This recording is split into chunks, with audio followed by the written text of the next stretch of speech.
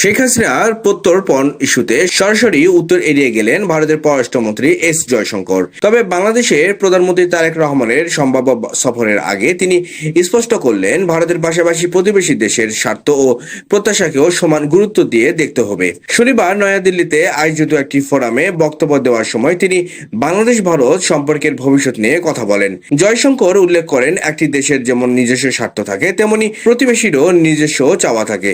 এই দুইয়ের মধ্যে সঠিক সমন্বয় হলে কেবল সম্পর্ক সুন্দরভাবে এগিয়ে নেওয়া সম্ভব। কোনো দ্বিপাক্ষিক সম্পর্ক একতরফা হতে পারে না বলে তিনি সতর্ক করেন। বর্তমান রাজনৈতিক প্রেক্ষাপটে যখন দুই দেশের সম্পর্কের সমীকরণ নিয়ে নানা বিশ্লেষণ চলছে, তখন জয়শঙ্করের এই মন্তব্য বেশ ইঙ্গিতবাহী। নির্দিষ্ট কোনো সফরের শর্ত নিয়ে কথা না বললেও আগামী দিনে ঢাকার সাথে নয়াদিল্লির সম্পর্ক যে পারস্পরিক লাভ ও সম্মানের ভিত্তিতে নির্ধারিত হবে, তা এই বক্তব্যের মাধ্যমে অনেকটাই স্পষ্ট।